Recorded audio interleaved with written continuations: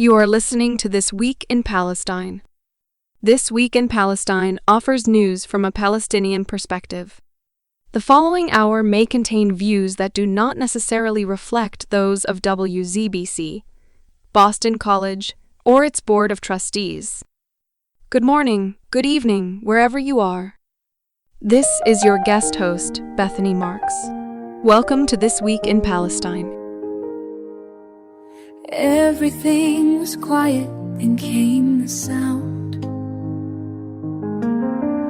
My teddy bear fell as I looked around. Where did Mama go? She was just right here. And Papa's voice I strained to hear.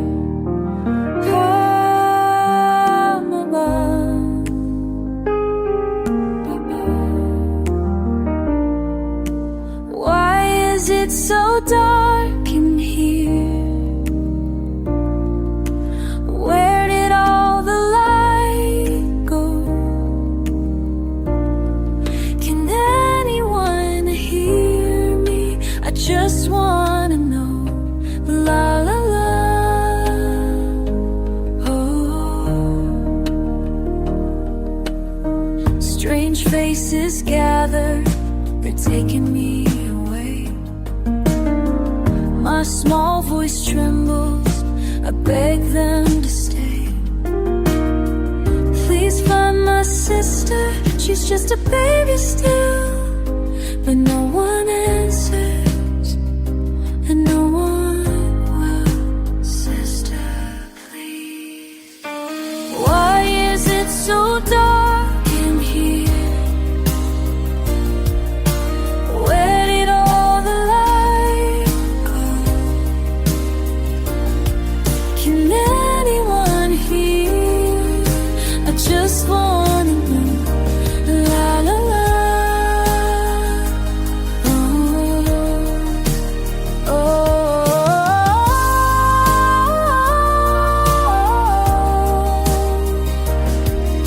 The silence speaks louder than words.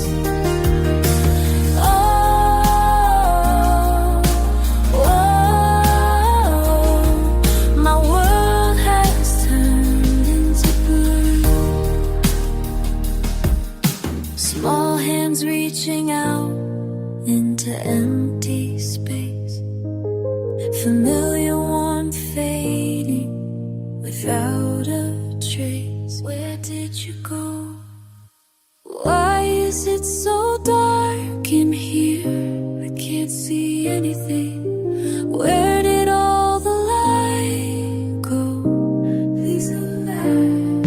Can anyone hear me? I just wanna know. La la la.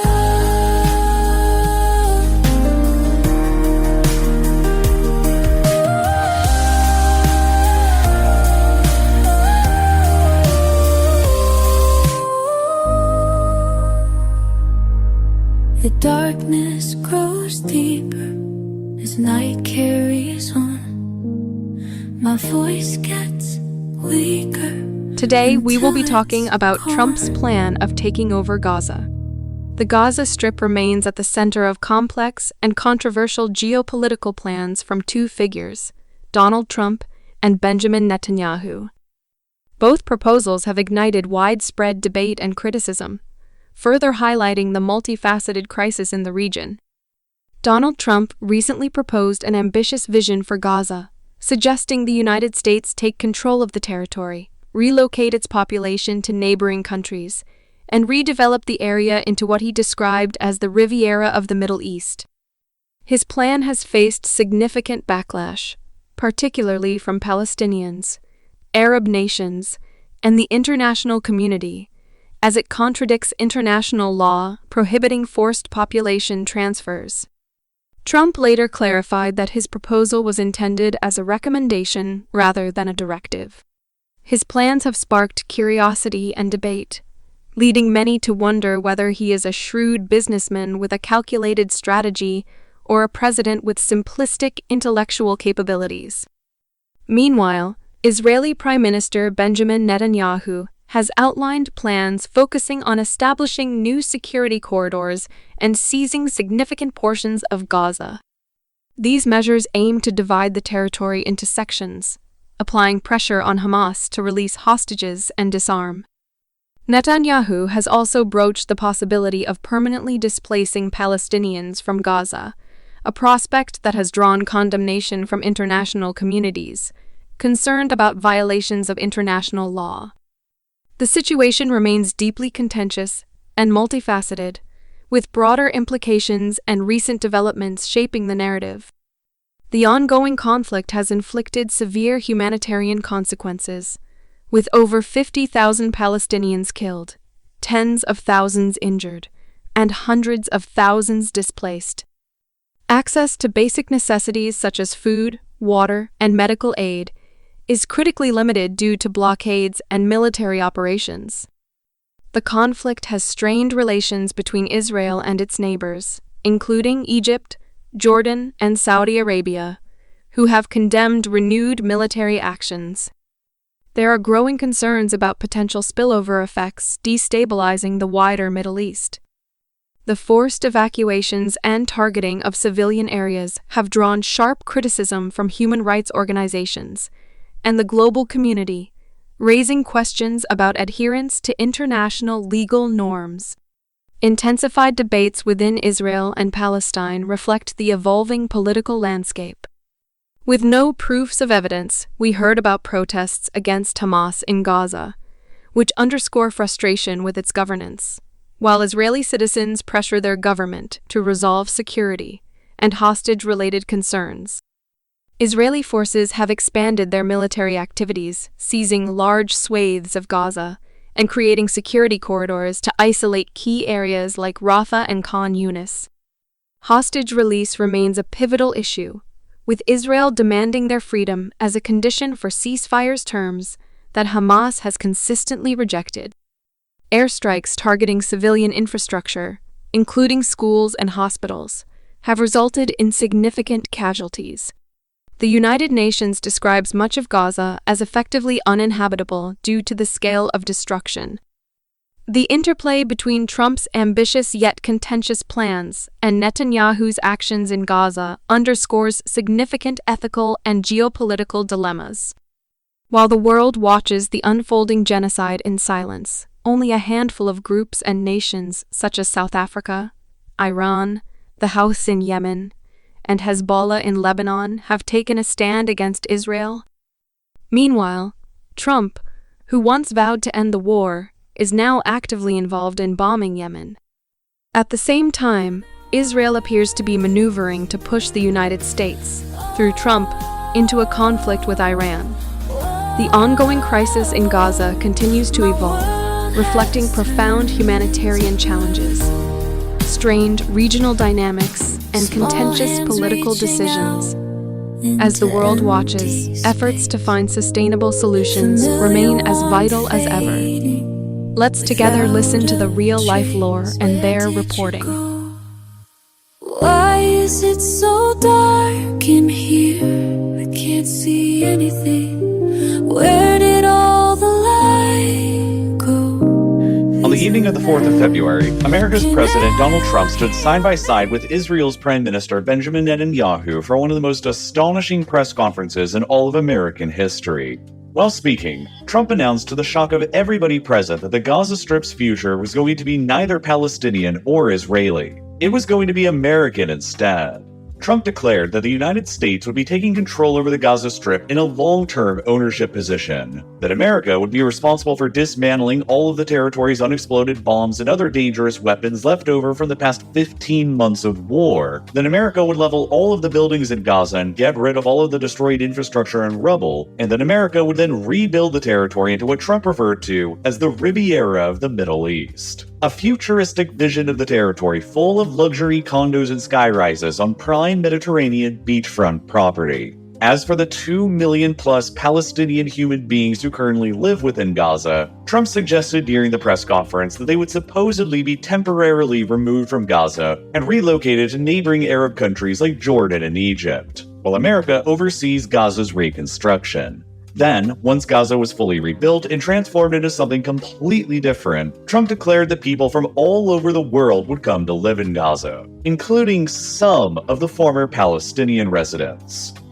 Now, there's a lot to unpack from this declaration, but since it was made, Trump and his White House staff have both clarified and contradicted many of the plan's key details. For one thing, Trump himself has repeatedly asserted since he made the announcement that he's completely serious about it, adding on to Trump's other declared territorial ambitions for America like Greenland and the Panama Canal. While Trump initially refused to rule out the idea of using American troops themselves to secure Gaza, that has since been significantly walked back by his press secretary and by himself. They now insist that no American troops would be used in securing Gaza at all, and that no American taxpayer dollars would be used to rebuild the territory either. On social media, Trump has since insisted that at the conclusion of the fighting in Gaza, whenever that time comes, Israel would have fully resettled all of the millions of Palestinians away from Gaza elsewhere, and that Israel would then hand over the control and administration of Gaza over to the United States. Whereafter, the US and international partners, like supposedly the oil and cash-rich Arab Gulf states, would work to redevelop Gaza into Trump's vision of the Riviera. Trump's press secretary, Caroline Leavitt, hastily assured reporters at the White House the day after Trump's announcement that any Palestinian displacement away from Gaza was only going to be temporary and would not be permanent.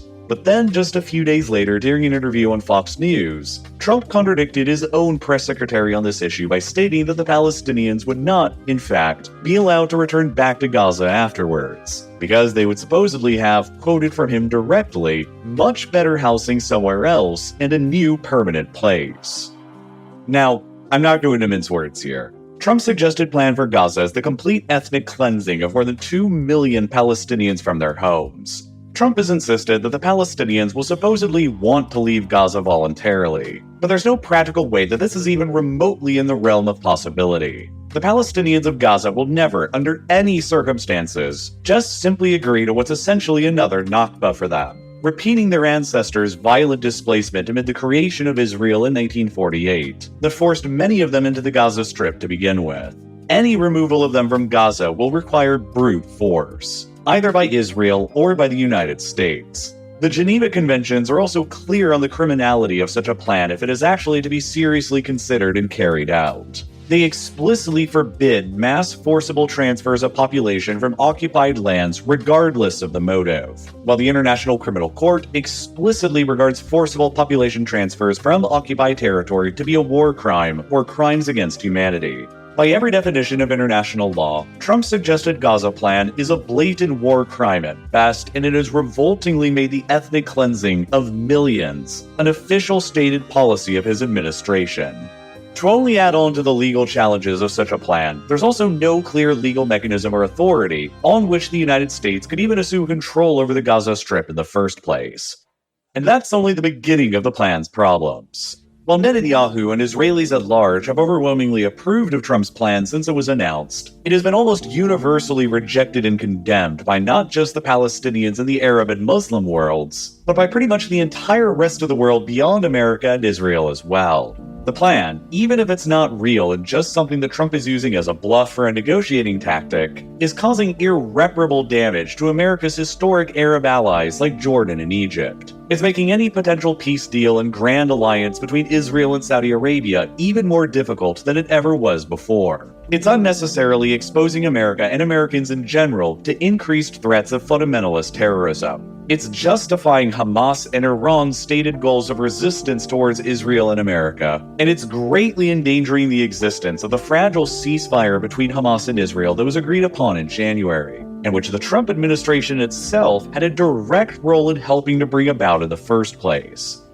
But regardless of how absurd Trump's proposal for Gaza appears in most respects, there is actually some element of truth behind them. Trump has argued that Gaza is now a hellhole and completely unlivable, and that is why the Palestinians of the territory will supposedly want to leave for a supposedly better life and existence somewhere else. And while he's wrong about the Palestinians wanting to leave, he's right that Gaza itself is currently at an unprecedented level of ruin and destruction. The sheer scale of the destruction that has been wrought upon Gaza over the past 15 months of total war between Israel and Hamas is difficult for anybody outside of Gaza to truly understand and comprehend. According to an analysis of Copernicus Sentinel-1 satellite data that was published by Reuters, more than 60% of all the buildings present in Gaza have been destroyed or damaged by the war's fighting, with an even heavier scale of overall damage reported in the previously more densely populated northern areas of the Strip centered around Gaza City.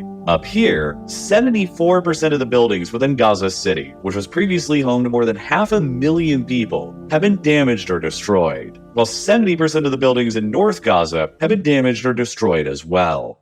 To give a sense of the overwhelming scale of destruction, a damage assessment by the United Nations Satellite Center found that nearly 164,000 buildings in the Gaza Strip were damaged or destroyed by the war as of September 2024. Almost 3 times as many buildings as exist on the island of Manhattan in New York City. Included within those damaged or destroyed buildings, many of which are high-rise apartments home to multiple units, are more than 227,000 lost housing units in Gaza, which have left most of the territory's Palestinian population homeless. A recent study by a nonprofit called Oxfam has concluded that more than 1.6 million Palestinians in the Gaza Strip are currently homeless in total, and living in rudimentary makeshift shelters, comprising the vast majority of the territory's pre-war population.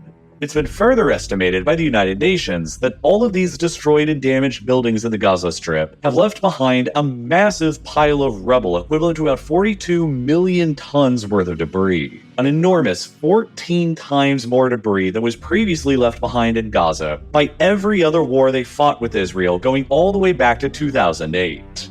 Just in order to remove all of this rubble from the territory, even under the best-case scenarios of constant peace and large amounts of modern construction equipment, would take 14 years in order to accomplish, according to a UN report that was published in April of 2024. And in order to fully remove all of the debris and to completely rebuild Gaza back up into its pre-war state, would take at least a whopping $80 billion by now, also according to the UN. Leaving behind this massive bill for anyone to consider who wants to see Gaza rebuilt. And assuming the worst-case scenario of Gaza remaining under a near total blockade by Israel, the UN estimated that it would take an astonishing 350 years in order to adequately rebuild Gaza back to its pre-war levels of economic activity.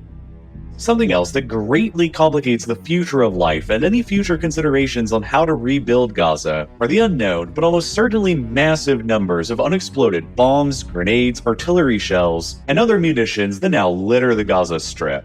Only 200 days into Israel's bombing campaign of the Gaza Strip in April of 2024, Foreign Affairs reported that the Israeli Air Force had already dropped more than 70,000 tons of bombs across the territory, which surpassed the tonnage of bombs dropped at Dresden, Hamburg, and London during the Second World War all combined. Many of these Israeli bombs, just like many of the bombs dropped during the Second World War, failed to explode when they impacted their targets and now lie scattered around Gaza still live and waiting to be triggered. Simon Elmont, an explosives expert for a nonprofit called Humanity and Inclusion, recently reported to the Washington Post that there are likely tens of thousands of pieces of unexploded ordnance left behind across the Gaza Strip right now, and that it would likely take somewhere between 25 and 30 years just to clear most of all of that out. All of this poses not only a massive hurdle to any reconstruction effort, but to the continued life and safety of the Palestinians who remain in Gaza too. Luke Irving, a UN bomb disposal expert who's based in Gaza, also told reporters recently that just since the ceasefire between Israel and Hamas entered into force on the 19th of January, 24 Palestinians have already succumbed to unexploded ordnance in the territory. Gaza's most critical infrastructure is overwhelmingly in ruins and littered with these kinds of unexploded bombs. The territory's hospitals and clinics, its water treatment facilities, and its universities, not to mention its mosques and churches, are all overwhelmingly destroyed and reduced to the statistics of rubble that now need to be cleared. It's also been estimated that the war has destroyed around 70% of Gaza's already limited agricultural land. And none of this is to even mention the enormous amounts of toxic dust that have been released from the destroyed and damaged buildings in the Strip that are resulting in hazardous chemicals and materials seeping into Gaza's remaining water supply and being breathed into the lungs of Gaza's remaining population. Most of the buildings in the Gaza Strip are of older construction origin back when asbestos was a more commonly used material, before it was well understood to be extremely toxic. After the war destroyed most of these asbestos-laden buildings in the Strip, the UN has reported that around 800,000 tons of the total debris present in Gaza are likely contaminated with asbestos, and will now be required to be handled specially as hazardous waste. Winds sweeping across Gaza will blow asbestos-laden dust across the Strip, while asbestos-laden rainfall will spread the toxins even further into Gaza's groundwater and surrounding coastal waters, exposing most, if not all, of Gaza's remaining surviving population to critical asbestos exposure that will introduce significant long-term health effects like lung cancer. This is all why many analysts argue that the Gaza Strip has already been made uninhabitable by the war between Israel and Hamas, and why numerous humanitarian organizations and countries from all around the world have already concluded that Israel's war on Gaza has been genocidal in nature. It's not only the tens of thousands of Palestinians who have been killed during the war, but the overwhelming destruction dealt to Gaza itself that will make any continued life and existence there for all of the survivors incredibly challenging, if not outright impossible. This is also why the Trump administration is advocating for removing the Palestinians from Gaza while the territory is rebuilt, because attempting to rebuild the small and crowded territory while there are still around 2 million people living there will inevitably make the process that much more challenging. But in many ways, the current situation with Gaza in 2025 is similar to that of Tokyo in Japan 80 years ago back in 1945 at the very end of World War II. Back then, most of Tokyo had been left in ruins by massive Allied firebombing attacks on the city during Operation Meeting House. 41 square kilometers of central Tokyo were completely annihilated during those bombings that killed around 100,000 people and left more than 1 million others homeless. Numbers that are fairly comparable to Israel's bombings of Gaza today. After the war, though, Tokyo managed to be fully rebuilt within only a decade by the mid-1950s, while no mass displacement of Tokyo's 1 million homeless residents was carried out through the reconstruction process either. The main differences between Tokyo then compared to Gaza now, however, are twofold. For one, there was a certainty that the war between Japan and the Allies had ended for good, with Imperial Japan's unconditional surrender, which gave confidence to those investing in rebuilding the city that another war wouldn't just immediately destroy them again. This criteria is currently lacking in Gaza today, where Hamas is still in power and still unwilling to surrender. While the second factor in Tokyo's quick reconstruction was that America's occupation strategy of Japan at the time was to actually assist the local population with rebuilding and returning back to their homes again, a policy that the current Trump administration is currently completely rejecting in Gaza. To complicate matters even further regarding Gaza's future has been the dramatic hardening in opinions between Jewish Israelis and Palestinians since the October 7, 2023 attack and the war that has followed. Back in 2012, only 13 years ago, the polling agency Gallup found that the majority of the Israeli public supported a two-state solution to end the Israel-Palestine conflict, with 61% of Israelis at the time reporting that they supported the two-state solution, and only 30% saying that they rejected it. Today, the popularity of these opinions have practically switched within mainstream Israeli society. In October of 2024, 1 year after the October 7th attacks, another Gallup poll in Israel found that today, only 27% of Israelis continue supporting the two-state solution as an end to the conflict, while a significant 64% of Israelis now oppose it. While the differences in opinion between Israeli Jews and Israeli Arabs was even more striking. The same October 2024 poll found that only 17% of Israeli Jews now support the creation of an independent Palestinian state, while an overwhelming 75% of Israeli Arabs supported the creation of one at the same time, showing an emerging clear split on this issue between Israel's own Jewish majority and Arab minority populations. Attitudes have also recently shifted sharply against a peaceful solution to the conflict in the occupied Palestinian territories of Gaza and the West Bank as well. Before the current war in Gaza, most research showed that a significant majority of the Palestinians in Gaza supported the two-state solution, based on the pre-1967 borders of Palestine being based on Gaza, the West Bank, and East Jerusalem, while only about 20% of Gazans supported a military solution to ending the conflict that would result in Israel's destruction. However, a recent study conducted by Foreign Affairs in Gaza in January of 2025 concluded that now, after the war and the annihilation of Gaza, the Gazan population is almost evenly split between these two opinions, with only 48% still preferring the two-state solution and 47% supporting continued warfare resulting in the destruction of Israel.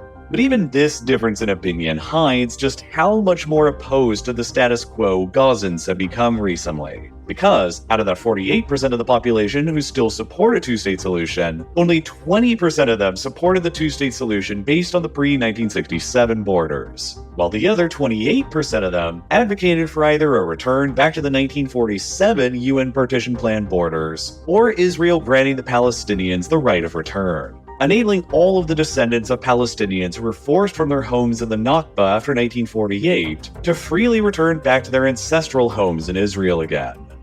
And to be fair, despite the majority of Israelis and Palestinians having supported the two-state solution back in 2012, the government of Israel, especially under Prime Minister Benjamin Netanyahu, was consistently making that practically impossible. The population of Israeli Jewish settlers present in the occupied West Bank has roughly quintupled since 1993, from only around 112,000 back then to more than 517,000 today, increasing the Israeli Jewish demographic hold over a territory that has long been considered to be the core of any future independent Palestinian state, and making it significantly harder for Israel to simply give it up, since doing so now would require the evacuations of more than 500,000 Jewish settlers there back into Israel proper. The West Bank is, of course, of enormous geostrategic importance to Israel, so much so that it will almost certainly never give it all up voluntarily.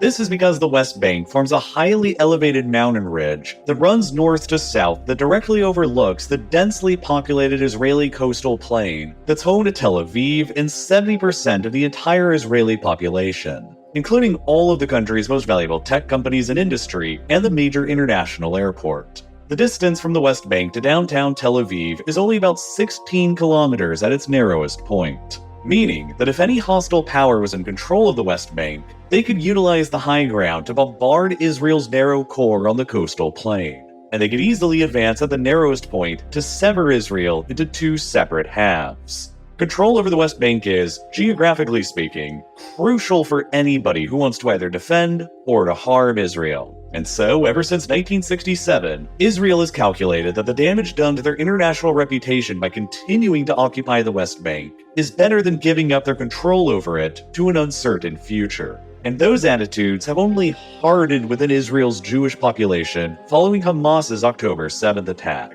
From the Israeli perspective now, if Hamas was able to do as much damage to Israel as it did from Gaza, a hostile force in control of the West Bank, merely 16 kilometers away from Israel's biggest city, would be capable of causing even more damage. Trump himself has argued that his idea to solve the Gaza-Israel problem is different from what has been attempted for decades with no solutions. But he's really just advocating for the final culmination of American and Israeli policy towards Gaza and the Palestinians that's already existed for decades. In theory, America's foreign policy towards both Israel and Palestine for decades was based on Washington's publicly declared support for a two-state solution based on the pre-1967 borders of Israel, but their simultaneous, complete and uncritical support for Israel and Israeli policies on the ground that consistently made the two-state solution impossible to ever really implement. Israeli settlements in the occupied West Bank continued growing, which America recognized as being illegal under international law, but also never attempted to stop or punish by withholding aid or by applying sanctions. No peace agreement or two-state solution could ever be agreed upon between the Israelis and the Palestinians, despite multiple American presidents directly trying to mediate one. The US never officially accepted Israel's annexations of occupied territories like East Jerusalem and the Golan Heights, but again, it also never really did very much to stop Israel from annexing those territories either, because the rush of American money to Israel was never interrupted. Israel is, of course, by far the largest recipient of American foreign aid in history. Since Israel's founding in 1948, the United States has showered Israel with about $310 billion in foreign aid in inflation-adjusted dollars, and consistently provides $3.8 billion a year to the Israeli military. America was always very unapologetically pro-Israel, so even though when Donald Trump first became president in 2017, he was widely called the most pro-Israeli president in history, he really only began extending official American recognition to Israel's policies of occupation that had always been quietly and unofficially supported anyway. Nonetheless, during his first term in office between 2017 and 2021, Trump provided the Israelis with many diplomatic gifts that undid decades of previous official American foreign policy towards the conflict. Trump chose to relocate the American embassy to Israel from Tel Aviv to Jerusalem, and in doing so, he effectively recognized all of Jerusalem as the exclusive capital of Israel, and extended American recognition of Israel's 1980 annexation of East Jerusalem, which had long been envisioned as one day becoming the capital of an independent Palestinian state. That decision effectively ended any possibility of American support for East Jerusalem ever becoming Palestinian, and it was far from Trump's only gift. Trump also extended America's recognition of Israel's 1981 annexation of the Golan Heights they occupied from Syria, while the first Trump administration also stated that they didn't view the hundreds of thousands of Jewish Israeli settlers in the occupied West Bank as being in any violation of international law. In early 2020, the Trump administration also revealed another peace plan proposal for a two-state solution that virtually everybody considered was very pro-Israeli. The plan retained East Jerusalem as Israeli territory and rejected it as Palestine's capital. Israel was going to be allowed to annex roughly 30% of the West Bank's land, including all of their major settlements and the entire Jordan Valley along the border with Jordan, while the Palestinian state would have been given some much less valuable land in exchange in the Negev desert connected to Gaza. The plan would not have left the Palestinian state behind as a viable, functioning state. The West Bank part of the state would be sliced up between sovereign Israeli settlements and roads, while it would also be completely landlocked, surrounded by Israeli territory on all sides with no access to any fresh water out of the Jordan River. It would have bridges connecting it to the country of Jordan over Israeli territory and a tunnel between the West Bank and Gaza sides beneath Israeli territory. But they would also have to agree to complete demilitarization and effectively put themselves at Israel's complete mercy. The plan was rejected by the Palestinians, but it was also rejected by the Israeli Jewish Settlers Council in the West Bank, simply because it envisioned any independent Palestinian state at all. The Trump administration never ended up signing off on the Israeli annexations in the West Bank, and after the COVID-19 pandemic struck, and Trump lost the next election a few months after he proposed the deal, it died a quiet death and was never implemented.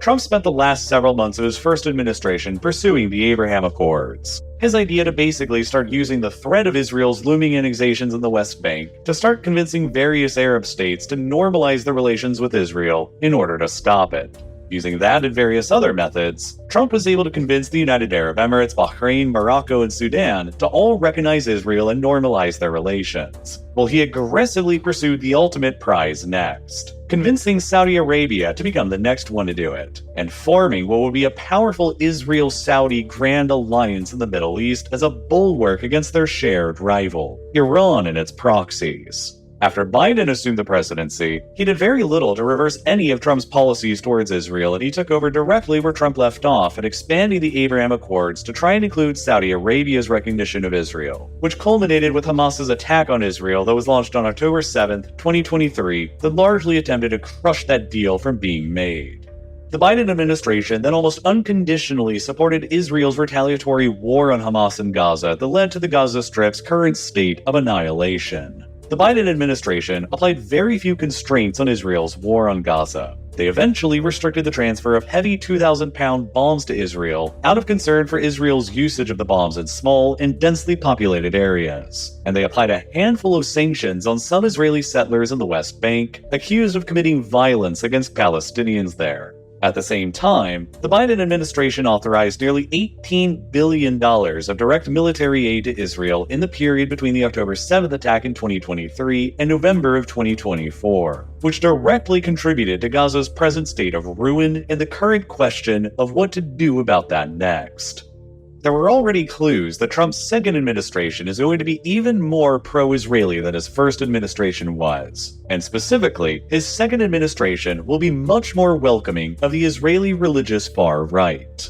These clues can be seen in many of Trump's political appointments for key diplomatic positions. For the U.S. ambassador to Israel, Trump has selected the former governor of Arkansas, Mike Huckabee, to fill the role. A very outspoken Christian Zionist who's always been publicly opposed to the two-state solution, who suggested during his own run for the presidency in 2015 that he would recognize Israel's annexation of the West Bank, and who as recently as 2024 said during a podcast interview that he didn't believe there was such a thing as the Palestinian people. For his pick of defense secretary, Trump has chosen Pete Hegseth, who as recently as 2018 delivered a speech in Jerusalem that advocated for the destruction of the Al-Aqsa Mosque in Jerusalem, the third holiest site in Islam, and for its replacement with a third Jewish temple. And for his pick for the U.S. ambassador to the United Nations, Trump has selected Elise Stefanik, who during her confirmation hearing at the U.S. Senate refused to say whether or not the Palestinian people have a right to self-determination,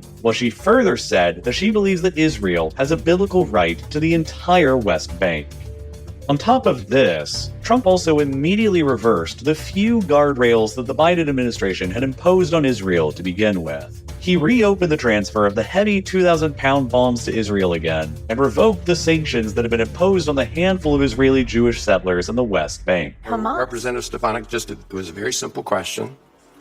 I just asking you if you agree with the statement that in order to achieve long-term peace and stability in the Middle East, that we have to secure the human rights and rights of self-determination for both Israelis and Palestinians. That's a yes or no? I support human rights for all, and I think it's a disgrace that Hamas and Hezbollah have stripped human rights of the Palestinian people, and we need to ensure that we are standing up for human rights, and Israel is standing up for human rights. It is a beacon of human rights in the region. We agree with that. I asked you in my office also about whether Palestinians have the right of self-determination.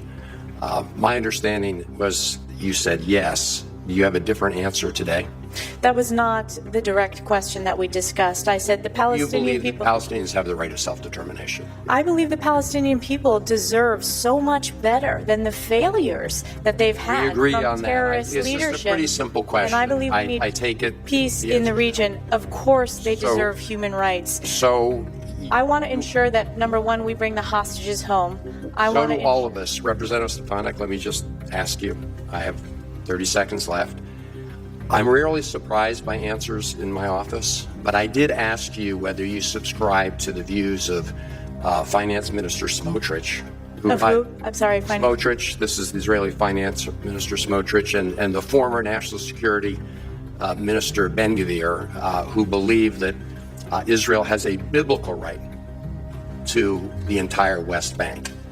And in that conversation, you told me that, yes, you shared that view. Is that your view today? Yes.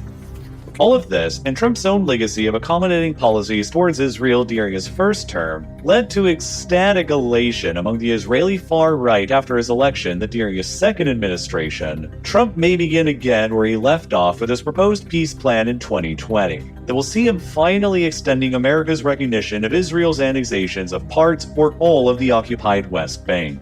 And this brings us back after Trump's shocking announcement in February that the United States will be taking over and administrating the Gaza Strip after it's presumably emptied out of all of its remaining Palestinian residents by Israel. The plan has since, perhaps unsurprisingly, received fairly widespread support within Israel. Benjamin Netanyahu has repeatedly praised Trump's Gaza plan since it was announced alongside him, and he has said that his government in Israel is fully prepared to carry it out. Even several of Netanyahu's most significant political opponents within Israel have also praised the plan as well, including the country's former defense minister Benny Gantz and the current leader of the opposition in Israel, Yair Lapid. The day after Trump announced his Gaza plan, the National Post reported on a poll conducted in Israel which concluded that 52% of Israeli Jews supported the proposal, while only 8% of Israeli Arabs supported it. Again, showing a clear divide emerging within Israeli society on the Palestinian issue between the country's Jewish and Arab populations. And while Trump's Gaza plan has been largely welcomed by Israel, it's been resoundingly rejected by just about everybody else in the world, especially by Israel's neighbors, Egypt and Jordan.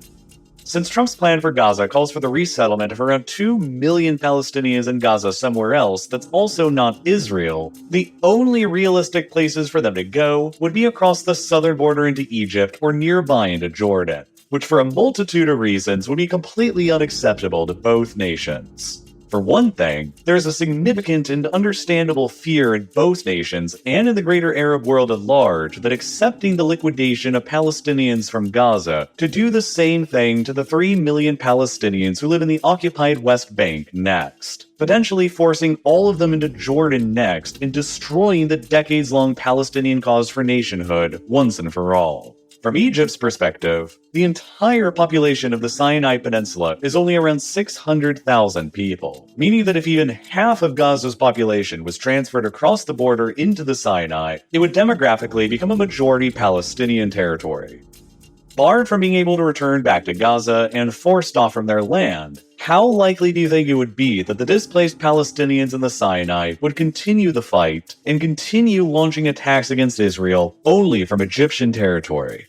I think it would be very likely, which would introduce a major new security threat for Egypt to have to deal with. A militant Palestinian insurgency developing across the Sinai would almost be a certainty that Egypt would struggle to pacify, while the presence of militant Palestinian groups operating in the Sinai would stand to eventually bring Egypt and Israel directly into conflict. It's not hard to imagine, based on Israel's previous invasions into Lebanon to stamp out displaced militant Palestinians there who were still attacking Israel, that they would also consider future invasions of the Sinai to stamp out displaced militant Palestinians there who are attacking Israel as well.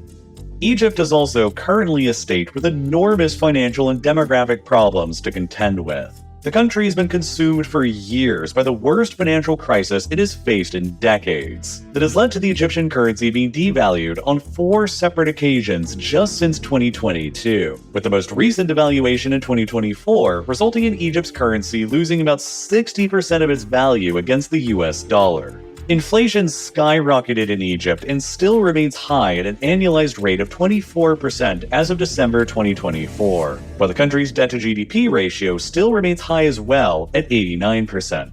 Egypt's total national debt is also forecast to continually increase through the end of the decade as well, and will probably reach more than $400 billion by 2029, and a significant amount of that debt is owed to the United States.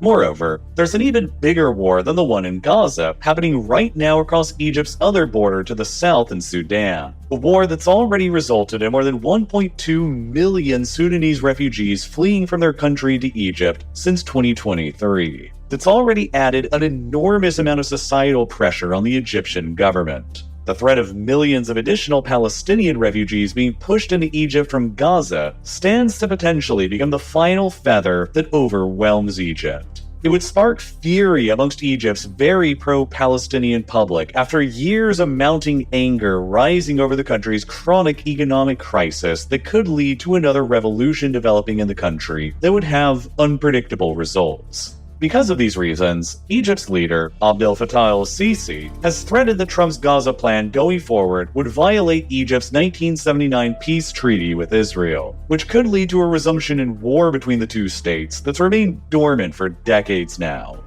And the concerns that Egypt has over the plan are only amplified in Jordan. Jordan received significant waves of Palestinian refugees following the events of 1948, and they granted them full citizenship, unlike in most other Arab countries where they and their descendants are still treated as perennial refugees and outsiders to this very day. Subsequent waves of Palestinian refugees to Jordan following more wars with Israel have resulted in a situation where a very significant amount of Jordan's population are already Palestinian in origin.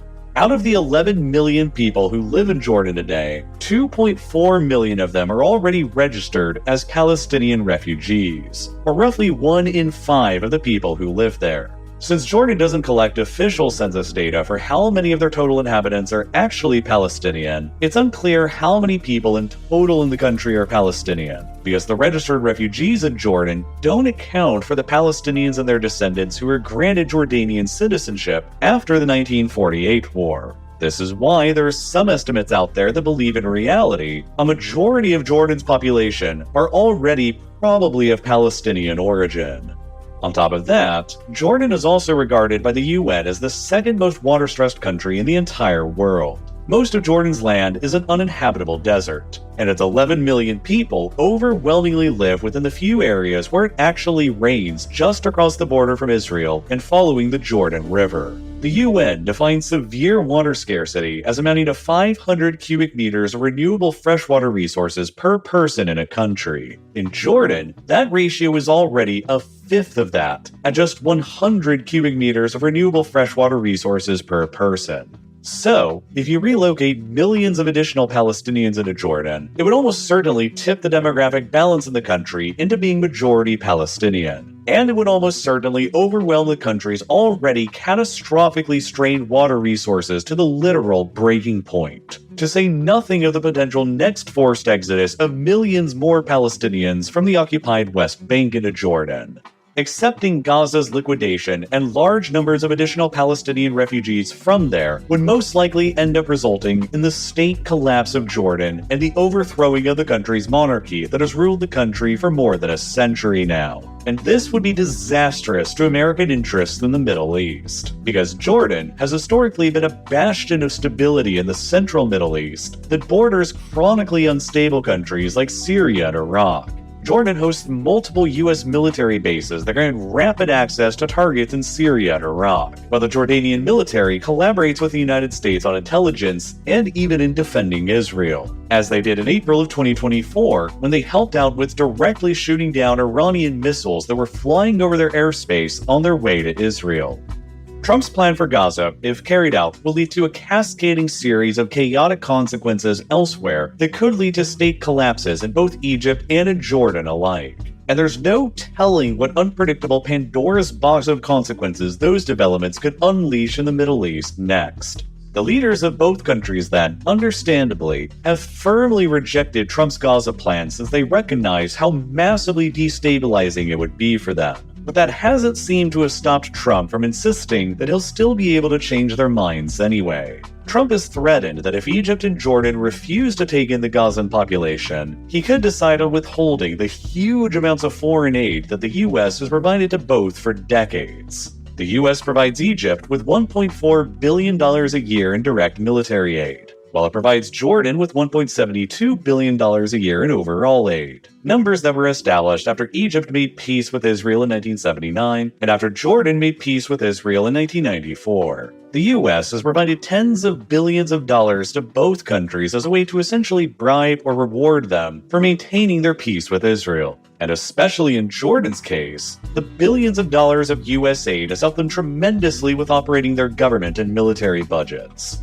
If Trump enforced cuts or even eliminations of that aid to them, it would be very destructive to both, and would be particularly destructive to Jordan, who relies on the American aid much more than Egypt does. But despite that economic damage from refusing Trump's plan, both countries would almost certainly calculate that the damage of accepting the plan would be far worse. Which is why Jordan has gone so far as to threaten that if the plan is actually carried out, it would violate their country's 1994 peace treaty with Israel, and it would directly lead to a resumption of war between them, as the Jordanian army would be deployed to forcibly reject any attempted Palestinian population transfer from the West Bank or Gaza. Even though Jordan knows that it would inevitably lose a war with Israel, they would be pressed into not having much else of a choice. It would either be war or accepting the inevitable collapse of their country. And when you're presented with an inevitable outcome like that, the uncertainty of choosing a war would appear to anyone as being more appealing. In order to avoid choosing between two impossible options, between accepting the liquidation of Gaza and the strains placed on their states, or losing their American financial support and the strains placed on their states, Egypt and Jordan could, and probably would, attempt to take a third option and distance themselves away from the US towards other sources of alternative funding and support, like the Gulf states or potentially China, leading to America ceding influence over critical Middle Eastern states like Egypt with the all-important Suez Canal, and sparking a new generation of conflict between Egypt and Jordan against Israel in the process, undoing decades of previous progress towards peace between them. But even this decision would not be without pain for Egypt and Jordan. Both of their militaries are composed almost entirely of American-produced equipment built up over the past several decades that requires American-made spare parts and expertise to continue operating. If they end the relationship with the Americans, it would leave their militaries without those spare parts to keep everything going. And if they began purchasing new military equipment from China or Russia, it would take years worth of time to fully retrain and recalibrate their militaries to them, while the new equipment would be incompatible with their older stockpiles of American equipment. The Egyptian and Jordanian militaries would be severely weakened for a number of years as a result, with again, unpredictable consequences. Trump's plan for Gaza, disregarding all of the numerous ethical and legal concerns, will probably also lead to a cascading series of terrible consequences. These consequences include potential state collapse scenarios in both Jordan and Egypt, a resumption of hostilities between Jordan, Egypt, and Israel, the elimination of America's military bases in Jordan, the creation of an unpredictable maw of chaos in both Jordan and in the Sinai, directly across the borders from Saudi Arabia's $500 billion NEOM development project, restricted access to the U.S. Navy through the Suez Canal, the elimination of any chance of an alliance between Israel and Saudi Arabia from ever happening, the complete vindication of Iran's argument of resistance against Israel and America, and the likely resurgence of Iran's ability to establish anti-Israeli and anti-American proxy forces, and the establishment of both Israel and the United States as global pariah states on the scale of Russia or North Korea. To say nothing of the inevitable increase in anti-American and anti-Israeli terrorism around the world that such a decision would inspire, none of which are within America's best geopolitical interests.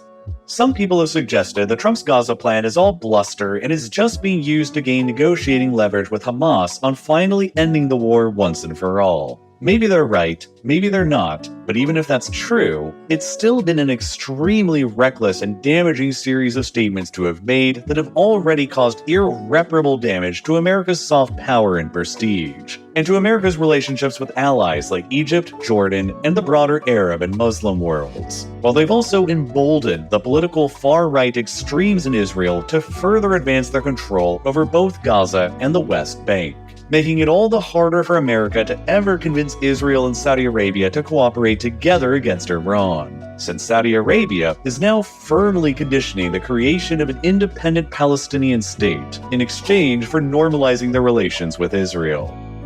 Trump's suggestion for the Gaza Strip's future has provoked horror, and it has also provoked action, perhaps as intended, among the Arab states to gather together and offer a counter-proposal. Saudi Arabia is currently spearheading an Arab counterproposal to Trump's plan, which, as of this video's production, might include things like Saudi and other Gulf state funding for Gaza's reconstruction, and a potential Arab peacekeeping force that could be deployed to Gaza that would sideline Hamas. But right now, it's unclear what exactly the Arab counterproposal would be, and whether or not Israel and Trump would actually accept or reject it. The future of both Gaza and the West Bank are both deeply uncertain right now with a lot of variables. But one thing is for certain. Israel's total war waged on Hamas in Gaza, Trump's suggestion to establish American control over Gaza, and Netanyahu's own suggestions to begin annexing parts or all of the occupied West Bank have done little to quell the spirit of resistance within the Palestinians who live in those territories. And if anything, they've significantly hardened them.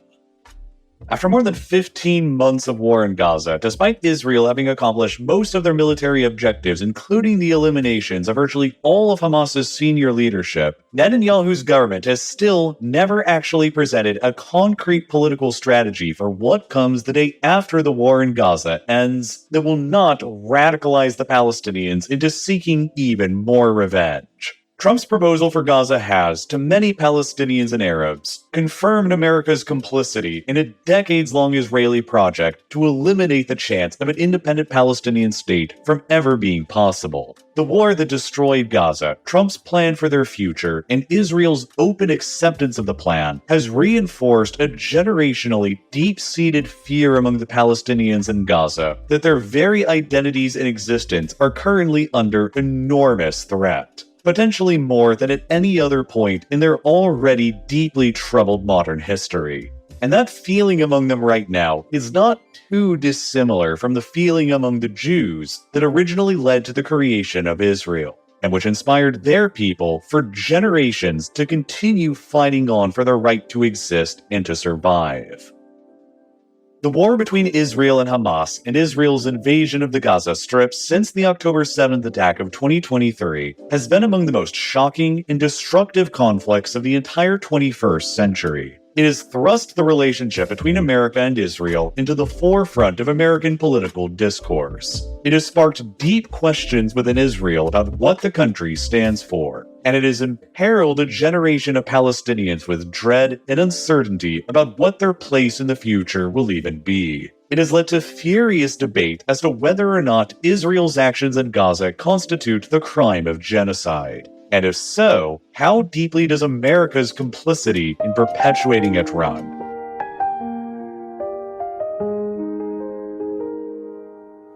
Everything was quiet, then came the sound.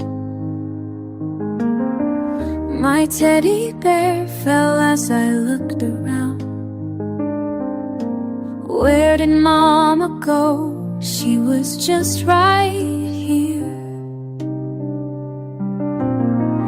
And Papa's voice I strained to hear.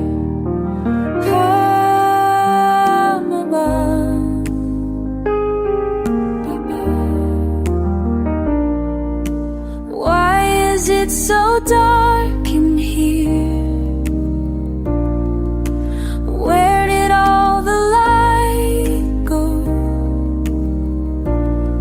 Can anyone hear me? I just wanna know.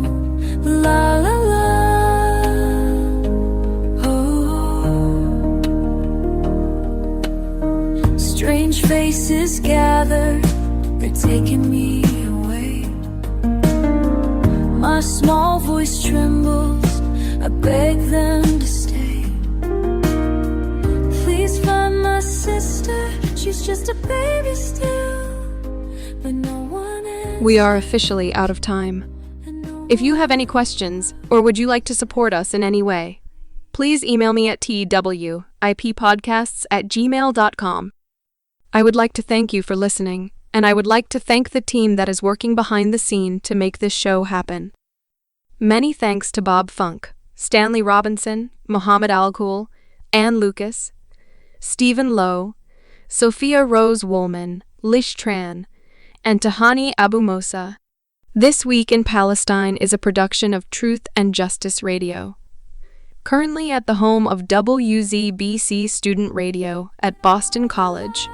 As always, we thank you for spending your time with us today as we continue to work towards Palestinian liberation. See you next week. La la la.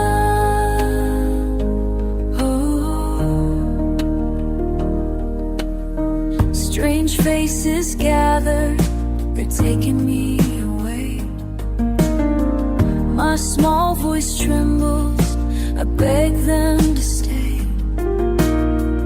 Please find my sister, she's just a baby still, but no one answers, and no one will. Sister, please. Why is it so dark in here? Where did all the light go? Can anyone hear? I just wanna know. La la la. Oh, oh, oh.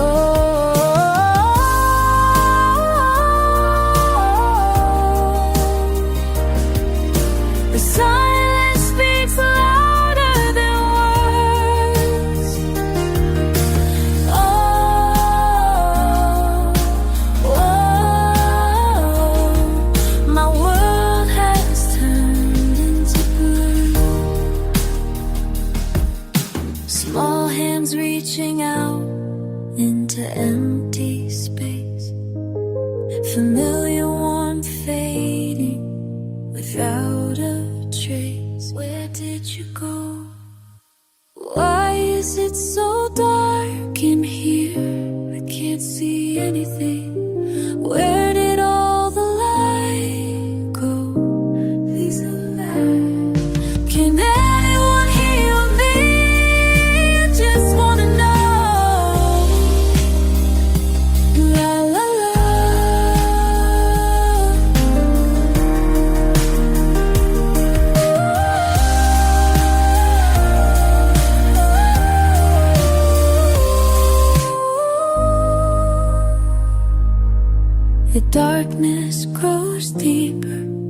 as night carries on. My voice gets weaker until